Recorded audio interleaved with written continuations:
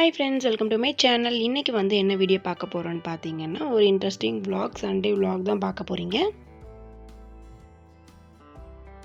Sunday மாதிரி இல்லாமல் இன்றைக்கி வந்து டே கொஞ்சம் ஹரிபரியாக தான் போனது.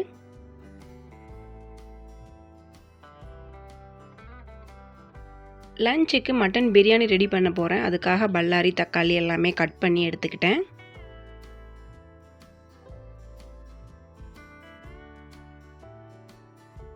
பிரியாணி எப்போவுமே ரைஸு, மட்டன் எல்லாம் சேர்த்து ஒரே டைமாக பண்ணுறது தான் வழக்கம். பட் இன்றைக்கி வந்து கொஞ்சம் லேட் ஆனதுனால ஃபஸ்ட்டே மட்டன் எல்லாம் வேக வச்சு எடுத்துக்கிட்டேன். குக்கரில் ஒரு 10 விசில் கிட்ட போட்டு எடுத்துக்கிட்டேன்.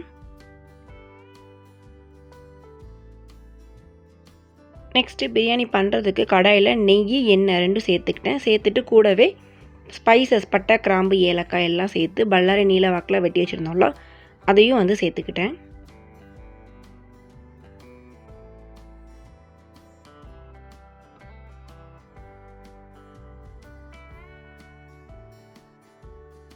பல்லாரி கூடவே இஞ்சி பூண்டு பேஸ்ட்டு, தென் தக்காளி, புதினா, மல்லி எல்லாத்தையும் வந்து சேர்த்துக்கலாம்.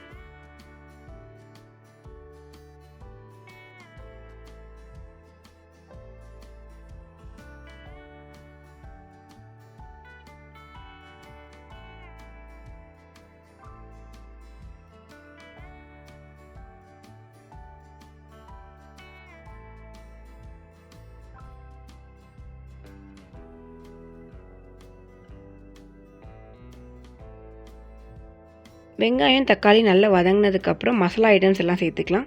மிளகாய்த்தூள், மஞ்சள் தூள், கரம் மசாலா, அப்புறம் வந்து பிரியாணி மசாலா இதெல்லாம் வந்து சேர்த்துக்கிட்டேன்.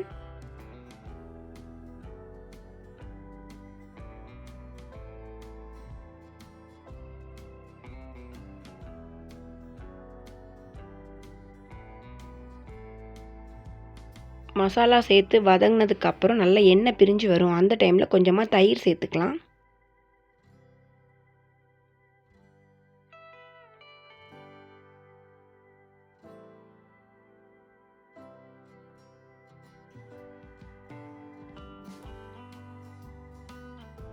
இது கூடவே வேக வச்சு எடுத்து வச்சுருக்கோம்ல மட்டன், அதையும் வந்து சேர்த்துக்கிட்டேன்.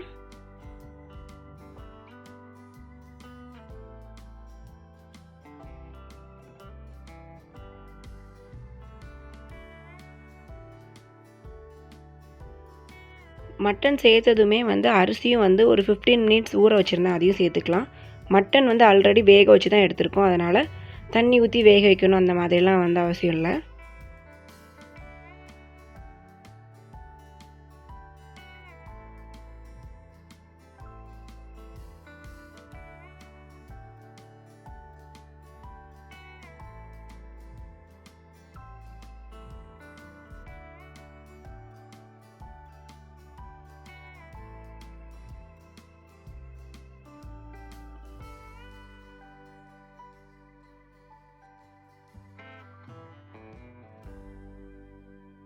அடுத்து அரிசி சேர்த்துட்டு மசாலா கூட கலந்து விட்டதுக்கப்புறம் தண்ணி சேர்த்துக்கலாம். தண்ணி எப்போவுமே 1க்கு 1.5 ரேஷியோ. ஆனால் இன்றைக்கி நம்ம மட்டன் வேக வச்சு ஆல்ரெடி எடுத்துட்டோம், அதனால் 1 கப் அரிசிக்கு 1 கப் தண்ணி தான் வந்து சேர்த்துருக்கேன். இது கரெக்டாகவே இருக்கும். எந்த அளவில் அரிசி எடுக்குமோ அதே அளவுக்கு தண்ணி வந்து வைக்கணும். தண்ணி சேர்த்துட்டு உப்பெல்லாம் வந்து கரெக்ட் பண்ணி பார்த்துட்டு நம்ம வந்து ஒரு 10 to 15 மினிட்ஸ் வேக வச்சுட்டு தம் போட்டுடலாம்.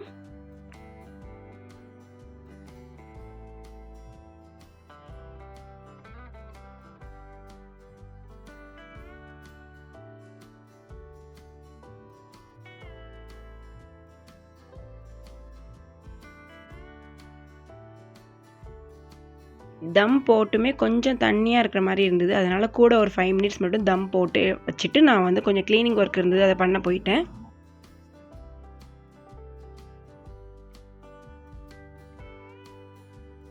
பக்கத்தில் வந்து கன்ஸ்ட்ரக்ஷன் ஒர்க் நடக்கிறதுனால ரொம்பவே வந்து டஸ்ட்டாக இருந்தது.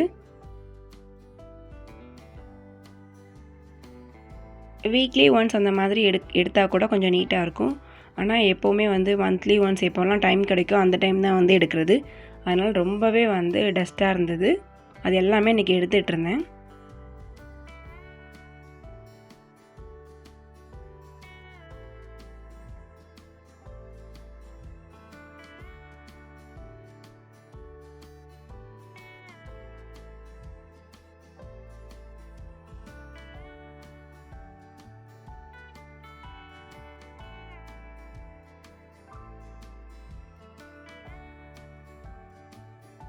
க்ளீனிங்லேயே கஷ்டமான வேலை என்னென்னு பார்த்தீங்கன்னா, இந்த ஜன்னலில் இருக்கிற டஸ்ட்டை ஃபுல்லாக எடுக்கிறது தான்.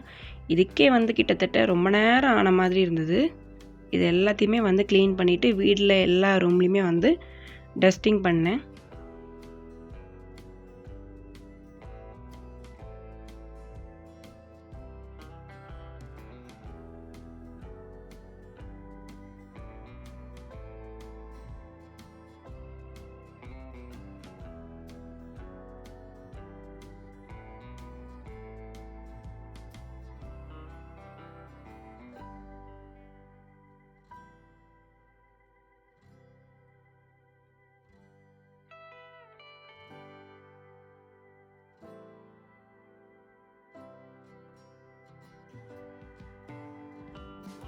சண்டே ஒரு 1 ஹவராக தூங்கினா தான் வந்து அன்றைக்கி சண்டே மாதிரியே இருக்கும். அதனால் ஒர்க் ஆஃப்லாம் முடிச்சுட்டு சாப்பிட்டுட்டு கொஞ்சம் நேரம் வந்து ரெஸ்ட் எடுத்தாச்சு. நெக்ஸ்ட்டு தம் போட்டதும் நல்லாவே செட் ஆயிடுச்சு. மட்டன் பிரியாணி, மட்டன் குழம்பு 2 தான் வச்சுருந்தோம். சூப்பராக இருந்தது. பிரியாணி செம்மையாக வந்திருந்தது. பட்டு குழம்பு வந்து கொஞ்சம் தண்ணியாக இருந்ததுனால டேஸ்ட் இல்லாத மாதிரி இருந்தது.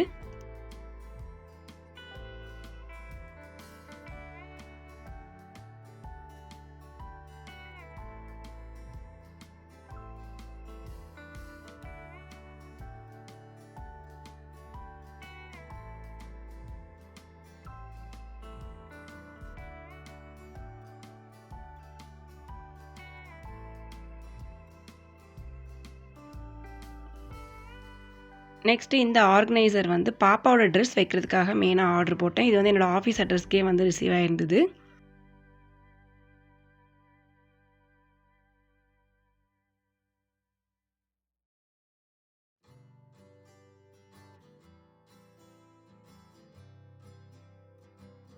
மெயினாக இது பாப்பாவோட ட்ரெஸ்ஸை அரேஞ்ச் பண்ணுறதுக்காகவே வந்து இது வாங்கியிருந்தேன். இதோட கலர் காம்பினேஷனுமே பார்த்திங்கன்னா ரொம்ப நல்லா இருந்தது.